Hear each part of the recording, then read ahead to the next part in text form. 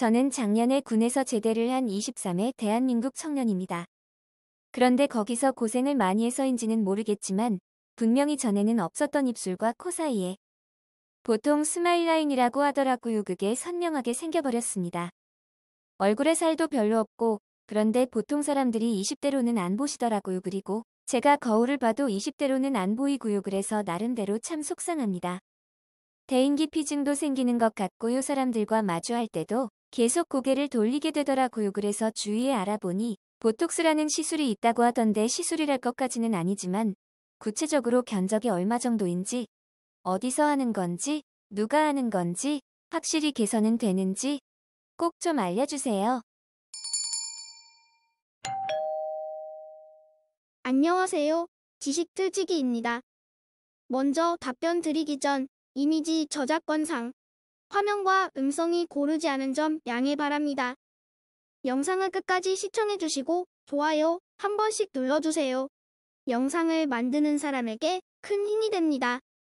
답변 드리겠습니다. 보톡스는 식중독을 일으키는 세균이 만들어내는 독성 물질이다. 보톡스는 볼살을 줄이기 위해 개발된 약이 아니다. 보톡스는 처음에는 근육 경련을 치료하는 주사로 사용되었다. 그 후에 주름을 없애는 약으로 이제는 사각턱을 교정하는 데 효과적으로 사용되고 있다. 우리나라 사람은 인종학적으로 몽고계에 속해 선천적으로 하악골이 발달되어 있다. 하악골이 넓고 각이 져 보이는 경우가 많다. 이와 더불어 딱딱하고 질긴 음식을 먹는 식생활로 인해 저작근이 발달하게 되고 이것이 사각턱의 후천적인 요인이 된다. 이로 인해 각진턱 수술이 가장 많이 시행되고 있는 실정이다. 최근 사각턱 시술에 사용되어 각광을 받고 있는 보톡스 시술에 대해 알아보자. 보톡스란 혐기성 세균인 클로스트리디움, 보툴리눔에서 분비되는 7종류의 신경 독소 중 A형 독소를 정제한 것이다. 보톡스는 운동신경과 근육이 만나는 곳에서 신경 전달 물질인 아세틸콜린의 분비를 방해함으로써 근육의 수축을 억제하여 근육 마비를 일으킨다. 보톡스의 역사 19세기 초 독일에서 식중독으로 200명 이상 목숨을 잃은 사건이 발생했다. 당시 독일 의사 유스티누스 케르너는 썩었거나 보관이 잘 안 된 소시지나 통조림에서 나오는 보툴리눔 독소가 원인이라는 사실을 밝혀냈다. 또한 이 독이 근육의 수축을 마비시키는 데 쓰일 수 있다고 예견했다. 그러나 보툴리눔 독소가 질병 치료에 이용되기까지는 1세기가 더 걸렸다. 인체에 치명적인 보톡스가 질병 치료제로 이용된 계기는 1973년 미국 안과 리사 앨런 스코트가 원숭이 실험에서 안구를 움직이는 근육이 지나치게 수축된 것을 보톡스로 약화할 수 있다는 논문을 발표하면서부터다. 1976년 이후부터 신경과 의사들이 근육을 일시적으로 마비시키는 작용을 이용해 안면 경련 등의 사용을 시작한 이후 안과 재활의학과에서 근육의 경련을 치료하는데 주로 사용되었다. 1990년대 들어서는 주름을 만드는 안면 표정근을 일시적으로 마비시켜 주름살을 펴는 시술법이 미용 성형 분야 시행되었다. 그리고 그 효과가 인정되어 세계적으로 널리 사용되면서 일반인에게도 많이 알려지게 되었다. 보톡스가 각진턱에 사용될 수 있다는 시도는 독일에서 시작되었다. 이후 동양에서는 홍콩에서도 보톡스의 볼살 효과에 대한 논문이 발표되었습니다. 독일에서 발표된 이후에 결과가 우수하여 그것을 근거로 국내에서도 많이 시행되고 있다. 이제 보톡스가 사각턱을 교정하는데 새롭게 사용되기 시작하였고 앞으로 성형외과 분야에서 이 약물의 사용이 더욱 확산되어 사용되리라고 생각된다.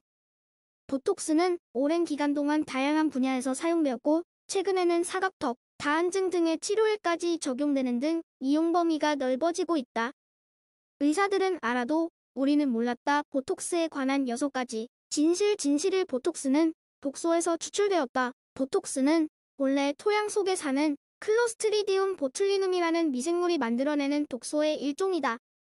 이 미생물은 본래 식중독으로 근육 마비를 일으키는데 1970년 이후 이 무서운 독소도 미량으로 정확한 위치에 주입하면 그 부위의 근육만 선택적으로 마비시킨다는 것이 밝혀져 눈꺼풀 경련이나 근육질환 환자의 치료제로 쓰이기 시작했다.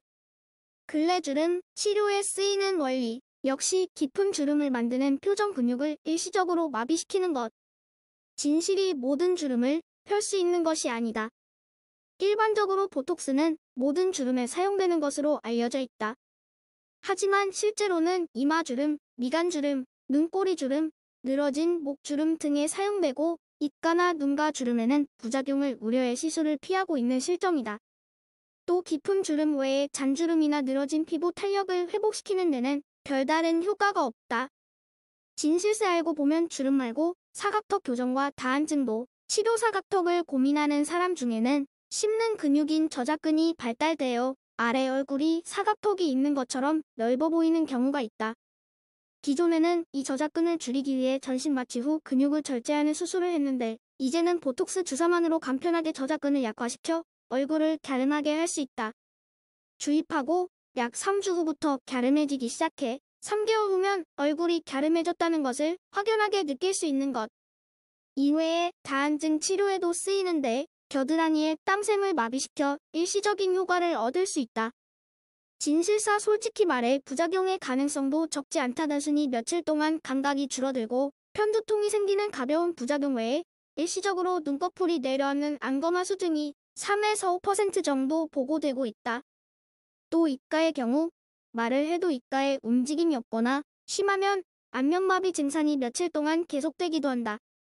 그 외에도 보톡스를 반복해서 여러 차례 맞게 되면 보톡스에 대한 항체가 몸에 생겨 주사 효과가 없을 수도 있다는 발표가 있으므로 반드시 적절한 양을 적당한 간격으로 맞는 것이 중요하다. 진실로 보톡스 시술 후 6개월 꼭 다시 맞을 필요는 없다. 보톡스의 효능은 4개월에서 1년에 이르기까지 개인에 따라 다르게 나타난다.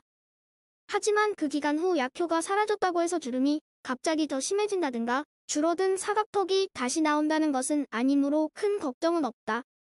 그저 본래 상태로 돌아갈 뿐. 또 한 번 맞았다고 반드시 다시 맞아야 한다는 원칙 따위는 절대 없다. 오로지 본인의 선택사항.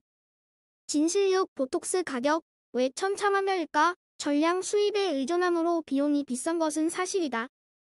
얼굴주름의 경우 30만에서 70만원, 사각턱 교정은 50만에서 100만원 정도 드는데 금액의 범위가 큰 것은 한 병의 값은 정해진 데에 비해 성형외과가 자유롭게 시술비를 산정하기 때문이다. 또 보톡스 한 병은 오픈 후 일주일이면 폐기해야 하기 때문에 병원에 따라 부위에 상관없이 비싼 시술비를 요구하기도 한다. 지금까지 지식틀찌기였습니다. 다음 영상은 더욱 호기심 많은 질문들로 업데이트될 예정입니다.